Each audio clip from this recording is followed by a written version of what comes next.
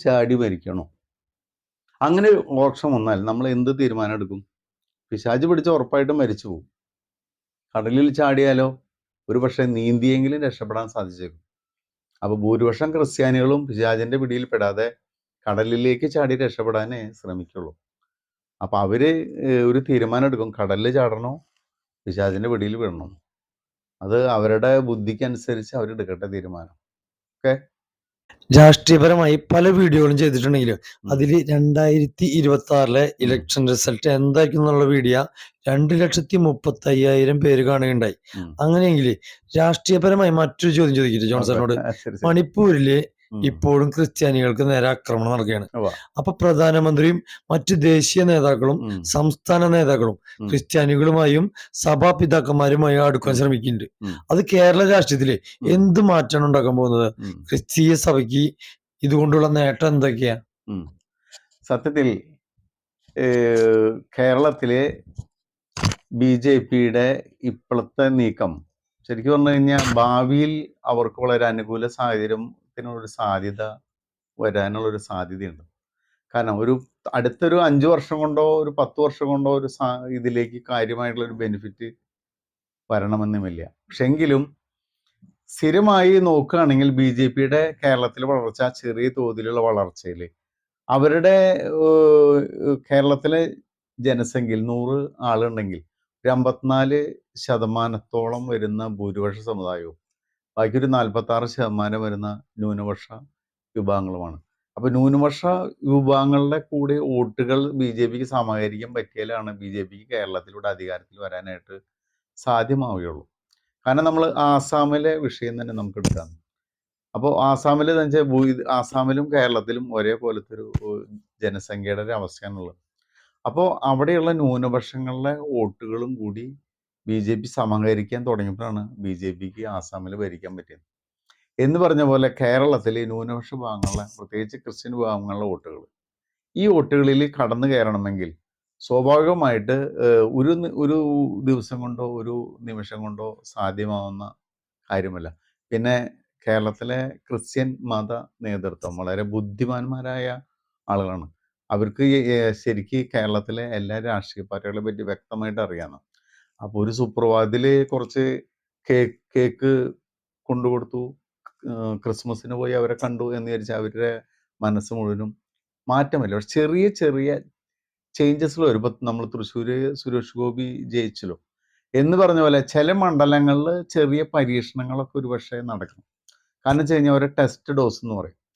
അപ്പോൾ ഈ ക്രിസ്ത്യൻ സമുദായത്തിൻ്റെ ഇതൊരു ഭാവിക്ക് ദോഷമില്ലാത്ത തരത്തിലൊരു നയസമീപനങ്ങൾ കേന്ദ്ര സർക്കാരും കേരളത്തിലെ BJP സർക്കാരും എടുക്കുകയാണെങ്കിൽ വളരെ സാവധാനം ക്രിസ്ത്യൻ വോട്ടുകൾ BJPക്ക് അനുകൂലമായിട്ട് മാറാനുള്ള സാധ്യത വളരെ അധികമാണ്. കേരളത്തിലെ വോട്ടർമാർ കാലാകാലങ്ങളായി ഒന്ന് ഇടതുപക്ഷ മനസ്സുള്ള ആളുകളും ഇടതുപക്ഷ വിരുദ്ധ മനസ്സുള്ള ആളുകളുമാണ്. 57 മുതലുള്ള തെരഞ്ഞെടുപ്പ് നോക്കി ഒന്നില്ലെങ്കിൽ ഇടതുപക്ഷം അല്ലെങ്കിൽ ഇടതുപക്ഷ വിരുദ്ധം എന്ന തരത്തിലാണ് വന്നിട്ടുള്ളത്. ഇപ്പോൾ സത്യത്തിൽ ഇടതുപക്ഷത്തിൻ്റെ നയങ്ങളിൽ വന്ന മാറ്റം ഇടതുപക്ഷവും വലതുപക്ഷവും തമ്മിൽ കാര്യമായിട്ട് മാറ്റമില്ലാത്തൊരവസ്ഥയാണ്. അതേപോലെ കോൺഗ്രസിൻ്റെ നയങ്ങളും BJPയുടെ നയങ്ങളും തമ്മിൽ ഈ സാമ്പത്തിക നയങ്ങളുടെ വിഷയങ്ങളും ഇടതുപക്ഷത്തിൻ്റെ നയങ്ങളുമായിട്ട് കാര്യമായിട്ട് മാറ്റങ്ങളൊന്നുമില്ല.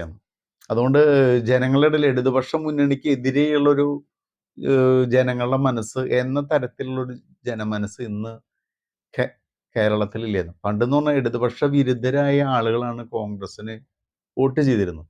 ഇന്നിപ്പോൾ അങ്ങനത്തെ ഒരു അവസ്ഥ ഇല്ലയെന്ന് ശരിക്കും പറഞ്ഞാൽ ഇടതുപക്ഷത്തിൻ്റെ അവസ്ഥ. അതുകൊണ്ട് കോൺഗ്രസ്സിന് എന്താ പറയുക, കോൺഗ്രസിൻ്റെതായിട്ടുള്ള അണികൾ വളരെ കുറവാണ്. അങ്ങനത്തെ അവസ്ഥയിൽ കാലാകാലങ്ങളിൽ ന്യൂനപക്ഷങ്ങൾ കോൺഗ്രസ്സിനെയാണ് ഒരു പരിധിവരെ പിന്തുണച്ചുകൊണ്ടിരുന്നത്.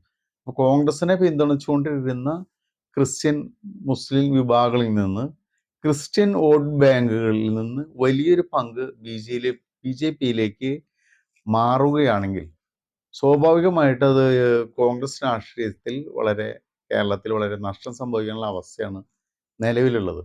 അതോടൊപ്പം തന്നെ ഭൂരിപക്ഷ വിഭാഗങ്ങളുടെ വോട്ടിൽ ഇടതുപക്ഷത്തിൽ ഉണ്ടായിരുന്ന വോട്ടുകളിൽ നിന്ന് വളരെയധികം വിഭാഗം BJPയിലേക്ക് മാറിക്കൊണ്ടിരിക്കുകയാണ്.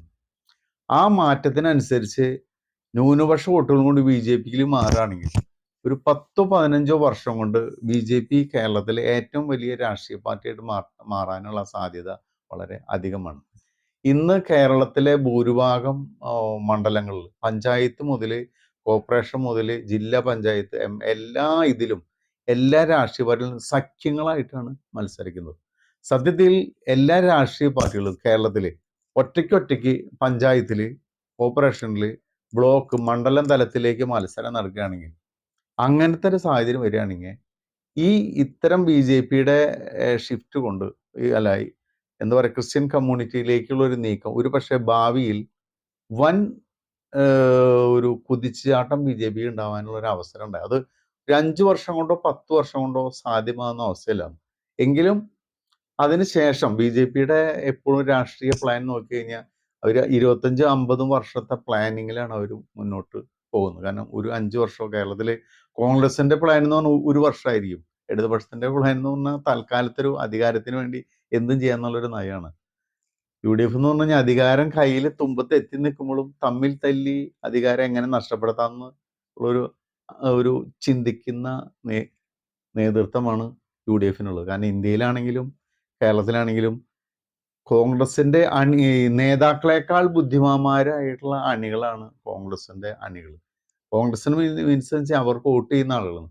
അപ്പൊ ഈ നേതൃത്വത്തിന്റെ കഴിവില്ലായ്മയും നേതാക്കളുടെ എന്താ പറയാ പരസ്പരം അംഗീകരിക്കാനുള്ള ഈ കഴിവില്ലായ്മ, സഹകരിച്ചു പോകാനുള്ള ബോധമില്ലായ്മ, ഇതൊക്കെ സാധാരണക്കാരെ അണികളുടെ ഇടയിൽ കോൺഗ്രസിനോടും ചെറിയൊരു മടുപ്പുണ്ടെന്ന്.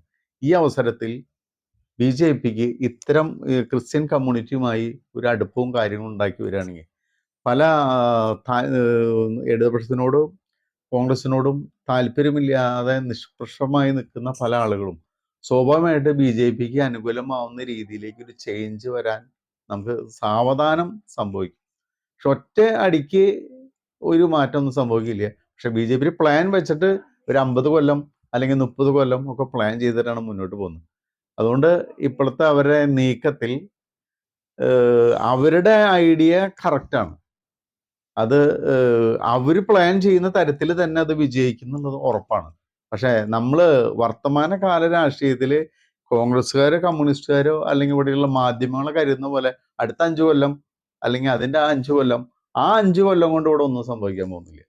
കാരണം പഞ്ചായത്ത്, കോർപ്പറേഷൻ, വാർഡുകൾ ഇലക്ഷൻ വരുമ്പോൾ BJP കഴിഞ്ഞ പ്രാവശ്യത്തേക്കാൾ വിട്ട് വൻ കുതിച്ചാട്ടം നടത്തുന്നല്ലാതെ നിയമസഭ, ലോകസഭ തെരഞ്ഞെടുപ്പ് വരുമ്പോൾ കേരളത്തിൽ ചെറിയ തോതിലുള്ള ചേഞ്ചസ് വരാനുള്ള സാധ്യതയുള്ളൂ. കാരണം ഈ മണ്ഡലങ്ങളുടെ ഘടന ഈ കമ്മ്യൂണിറ്റികളിലെ നിൽക്കുന്ന അവസ്ഥ കാരണം നമ്മളിപ്പോൾ നോക്കിക്കഴിഞ്ഞാൽ തിരുവനന്തപുരം, കൊല്ലം, ആലപ്പുഴ, പാലക്കാട് മണ്ഡലങ്ങൾ ജില്ലകളിലെ ഭൂരിപക്ഷ സമുദായത്തിനാണ് പൊതുവെ മുൻതൂക്കമുള്ളതും. ആ ഭാഗങ്ങളിൽ ഈ ക്രിസ്ത്യൻ വോട്ടുകൾ വളരെ കുറവാണ്. അപ്പൊ ഭൂരിപക്ഷ സമുദായത്തിലെ വോട്ടുകൾ ക്രിസ്ത്യൻ വോട്ട് ഏകോപിച്ച് വരുന്ന ചില മണ്ഡലങ്ങൾ, ഈ മണ്ഡലങ്ങളിലാണ് ചേഞ്ചസ് വരാനായിട്ട്. ഉദാഹരണമായിട്ട് നമ്മൾ പൂഞ്ഞാർ ഒരു പക്ഷേ, കോട്ടയത്ത് ചില മണ്ഡലങ്ങൾ, തൃശ്ശൂർ ചില മണ്ഡലങ്ങൾ.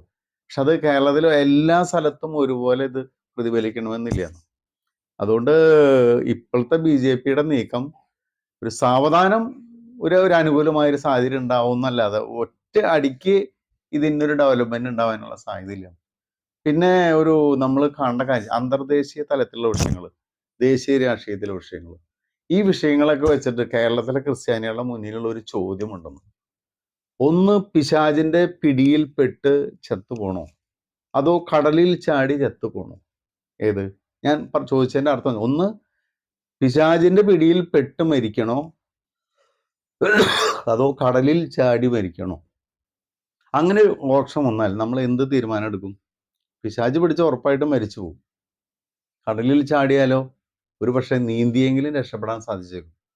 അപ്പൊ ഭൂരിപക്ഷം ക്രിസ്ത്യാനികളും പിശാചിന്റെ പിടിയിൽ പെടാതെ കടലിലേക്ക് ചാടി രക്ഷപ്പെടാനേ ശ്രമിക്കുള്ളൂ. അപ്പൊ അവര് ഒരു തീരുമാനം എടുക്കും, കടലിൽ ചാടണോ പിശാചിന്റെ പിടിയിൽ വിടണം. അത് അവരുടെ ബുദ്ധിക്കനുസരിച്ച് അവരെടുക്കട്ടെ തീരുമാനം. ഓക്കെ.